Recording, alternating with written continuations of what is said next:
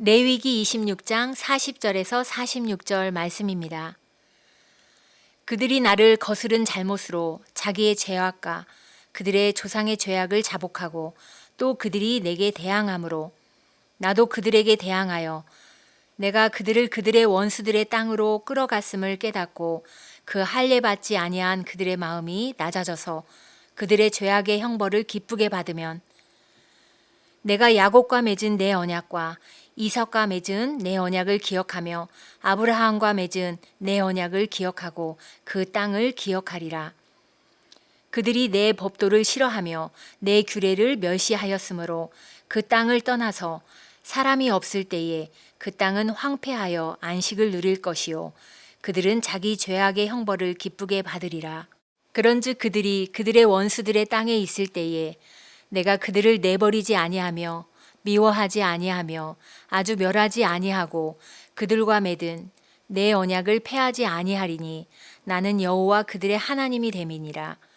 내가 그들의 하나님이 되기 위하여 민족들이 보는 앞에서 애굽 땅으로부터 그들을 인도하여 낸 그들의 조상과의 언약을 그들을 위하여 기억하리라. 나는 여호와이니라. 이것은 여호와께서 시내 산에서 자기와 이스라엘 자손 사이에 모세를 통하여 세우신 규례와 법도와 율법이니라. 아멘. 사랑하는 성도 여러분, 오늘도 주님 안에서 성령 충만한 삶 살아가시기를 간절히 소망합니다. 오늘은 레위기 26장 마지막 말씀인데요. 오늘의 말씀을 통하여서 하나님께서 우리에게 주시는 그 메시지를 같이 한번 찾아보고 나눠보기 원합니다. 오늘은 시작하기 전에 있어서 한 가지 이야기 나누기 원하는 것은 바로 하나님께서는 어떤 분이신가 하는 것입니다. 저는 하나님께서 우리에게 성경을 통해서 끊임없이 말씀하고 있는 것은 희망이라고 생각을 합니다. 희망이 없는 민족, 또 소망이 없는 민족은 어떤 민족일까요? 바로 미래가 불확실하고 또 미래가 보장되지 않는 그러한 삶을 살아가는 사람들일 것입니다. 하지만 하나님은 자신의 백성들이 그러한 삶을 살아가기를 원치 않는다라고 생각을 합니다. 특별히 예레미야를 통하여서 그리고 이사야를 통하여서 그리고 에스겔을 통하여서 하나님께서 이스라엘 백성들에게 끊임없이 이야기하는 것은 죄에 대해서 이야기를 하고 있지만 그것보다는 오히려 이스라엘 백성들이 하나님께로 돌이키고 돌아와서 다시 희망을 가지고 그 땅에서 살아가는 것을 저는 원한다라고 그렇게 생각을 합니다. 그래서 하나님은 희망의 하나님이다라고 저는 정의를 내리는 경우가 참 많이 있습니다. 여러분들도 레위기 26장을 1절에서부터 지금까지 묵상해 오셨다면 참 마음이 여러 가지로 왔다 갔다 하셨을 것이라고 생각이 듭니다.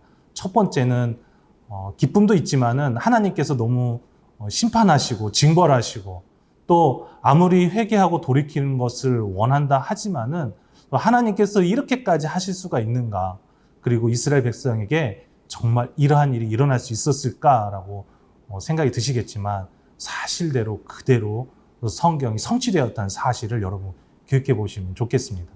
하지만 하나님은 그렇게 살아가는 것을 원치 않으십니다. 하나님 분명한 것은 예레미야를 통하여서도 선지서를 통하여서도 하나님은 이스라엘 백성들이 그러한 삶이 아니라 희망을 가지고 희망을 품고 그 땅을 개혁해가고 또 변화시켜가면서 가나안 사람들에게 부르심을 받은 그 민족으로서의 삶을 하나님은 살아가기를 원하신다는 사실을 꼭 좀 기억했으면 좋겠습니다. 그래서 하나님은 어떤 분인가? 바로 희망을 주시는 분이시다. 우리에게 소망을 주시는 분이시다. 우리가 살아갈 수 있는 그 미래를 열어주시는 분이시다. 이 사실을 기억하시면서 오늘도 주의 귀한 은혜가 우리 성도님들에게 임하시기를 간절히 소망합니다. 오늘 40절 말씀에 보게 되면 그들이 나를 거스른 잘못으로 자기의 죄악과 그들의 조상의 죄악을 자복하고 또 그들이 내게 대항함으로 라고 말씀하고 있습니다. 하나님께서 이스라엘 백성을 열방 중으로 흩으셨습니다. 그런데 그들이 죄를 인식하고 또 자신들의 잘못을 깨닫고 돌아온다면 하나님께서는 분명하게 앞에 말씀드린 것처럼 희망을 주실 것이고 다시 그 땅에서 미래를 열어갈 수 있도록 하실 것입니다. 그런데 먼저 선행돼야 되는 것이 있는데요. 바로 죄를 자복하고 회개하는 것이 필요하다는 사실입니다. 하나님께서는 왜 우리들에게 회개를 요청하실까요? 우리가 너무도 많은 잘못을 저질렀기 때문일까요? 그렇지 않습니다. 이것은 부모의 입장에서 생각해 보면 매우 간단합니다. 하나님께서 우리에게 요구하시는 것은 다른 것이 아니라 바로 용서해 주기 원한다는 사실입니다. 어떤 자녀가 잘못을 했다고 가정해 봅시다. 부모는 그 자녀가 잘못한 것을 깨닫기를 원합니다. 그리고 잘못했다고 말하기를 원합니다. 그런데 부모의 마음이 어떨까요? 그 말을 하기 전에 이미 자녀의 잘못에 대해서 하나하나 캐묻기를 원할까요? 그렇지 않습니다. 이미 마음에는 용서를 다 베푸셨다는 사실입니다. 여러분들도 과거를 기억해 보면 우리들의 자녀가 들이 잘못했을 때 먼저 혼내셨는가요? 그렇지 않습니다. 우리 마음은 이미 우리 자녀들의 잘못에 대해서 용서를 이미 했다는 사실입니다. 하나님도 마찬가지입니다.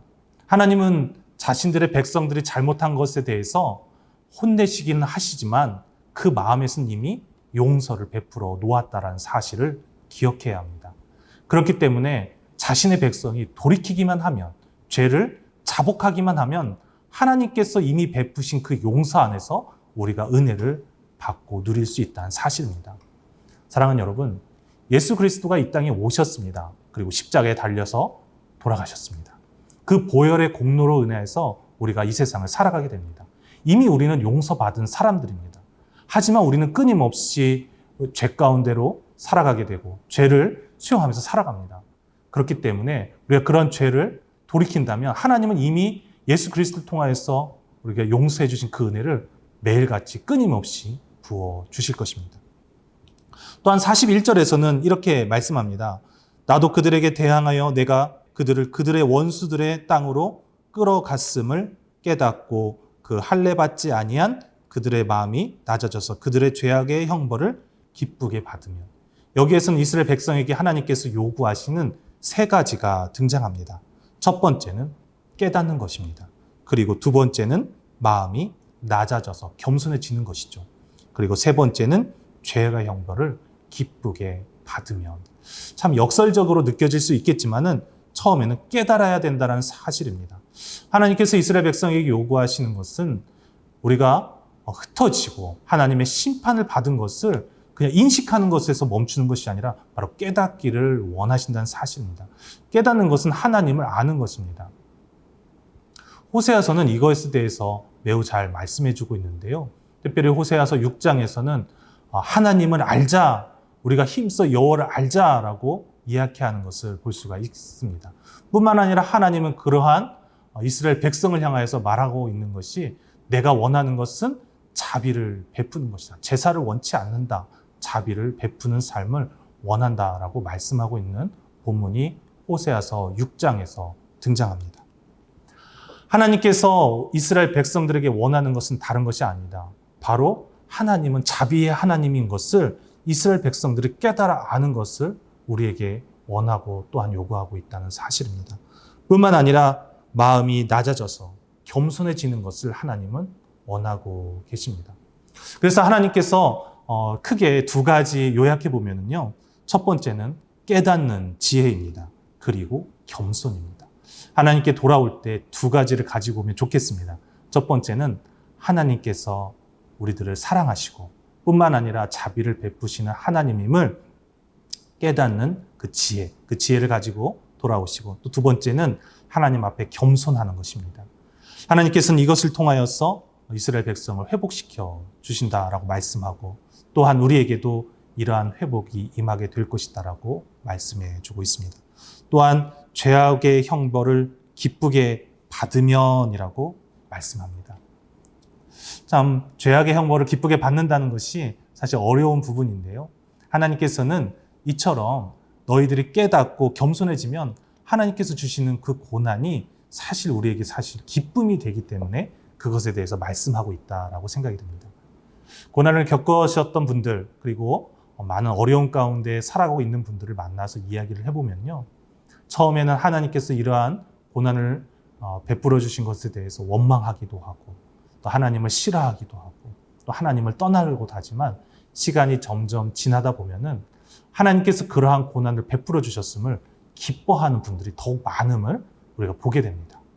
당시의 상황은 이해할 수 없고 또한 우리가 쉽게 받아들일 수 없지만 점점 그러한 시간들로 인하여서 하나님을 더욱 찾게 되고 또 하나님께서 베푸신 그 은혜에 감사하게 되면서 기쁘게 여기게 되더라는 것입니다. 사랑하는 여러분, 우리가 혹시 고난 가운데 고통 가운데 있다면 하나님께서 주시는 그 지혜와 또 하나님께서 주시는 그 위로와 소망으로 인하여서 우리의 이 모든 것들이 기쁨 가운데 놓여지게 되기를 간절히 소망합니다.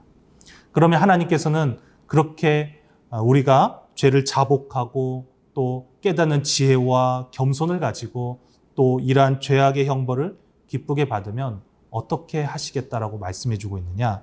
바로 42절입니다. 내가 야곱과 맺은 내 언약과 이삭과 맺은 내 언약을 기억하며 아브라함과 맺은 내 언약을 기억하고 그 땅을 기억하리라. 하나님께서는 기억하시겠다라고 말씀하고 있습니다. 하나님께서 기억하신다라고 하는 것은 참 생소한 것인데요. 모세가 이제 이스라엘 백성들과 함께 지내다가 이제 광야에서 사람을 죽이게 되어서 미디안 광야에 가서 40년을 지내게 됩니다. 그동안 하나님께서는 어떠한 말씀도 없으셨습니다. 그런데 갑자기 모세를 부르시면서 하나님께서 그 땅을 기억하셨다. 백성들의 부르짖음을 듣고 그 땅을 기억하고 조상들과 맺은 언약을 기억하셨다라고 말씀하고 있는 것을 우리가 볼 수가 있습니다. 이처럼 하나님은 이스라엘 백성들의 부르짖음 그리고 자신과 맺은 그 언약에 대해서 잊어버리시는 분이 아니라 기억하시는 분이시다라는 사실을 기억했으면 좋겠습니다.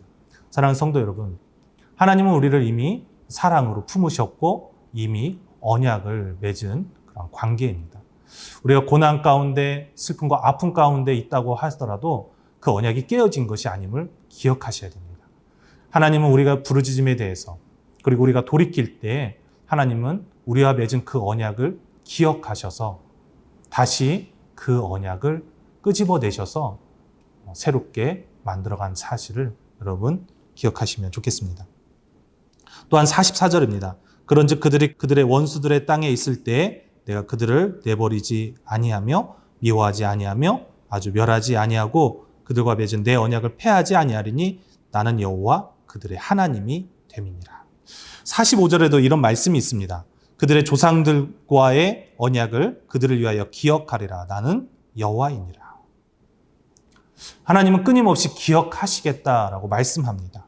그리고 우상들로부터 멀어진 그들의 백성에 대해서 언약을 기억하여서 그대로 실천하시겠다. 우리에게 그렇게 말씀하고 있는 것이죠.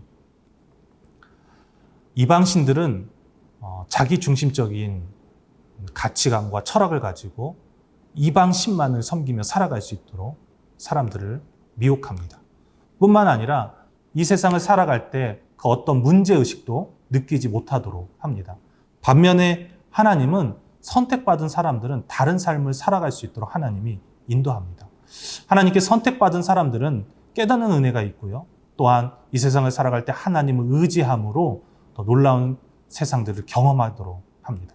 반면에 우상을 섬기는 사람들은 노예가 되어서 그것에만 집중하며 살아가는 모습들을 볼 수가 있습니다. 하나님께서 우리들을 부르실 때는 그 부르심 속에 바로 겸손과 지혜가 함께 묻어나 있음을 우리가 기억해야 합니다. 하나님의 부르심의 삶은 다른 것이 아닙니다. 바로 하나님께서 주시는 그 은혜들을 깨닫고 또 하나님께 겸손함으로 순종하는 삶을 살아가는 것이 바로 하나님의 부르심에 응답하는 삶임을 기억하시기를 간절히 소망합니다. 하나님은 우리들의 보호자가 되어주시는 분이십니다. 우리가 하나님을 의지할 때 하나님께서는 충분히 우리의 보호자가 되어주시고 우리의 길을 인도해 주시는 그러한 분이십니다. 뿐만 아니라 하나님은 우리의 길과 또 진리와 생명이 되어주시는 분이십니다. 우리가 길을 알지 못하고 어디로 가야 할지 그 방향을 찾지 못할 때 하나님은 안내자가 되어주시고 또 길을 인도하시는 그러한 분이시다라고 말씀하고 있습니다. 이것을 통하여서 하나님께서는 부르심을 받은 사람들이 승리하는 삶을 살아갈 수 있도록 인도하십니다. 사랑하는 주님의 교회 성도 여러분, 하나님께서 우리에게 원하시는 것은 다른 것이 아닙니다. 하나님께서 진정으로 심판하고 또 이스라엘이 고난 가운데 살아가도록 그렇게 하는 것은 하나님은 우리를 버리신 것이 아닙니다.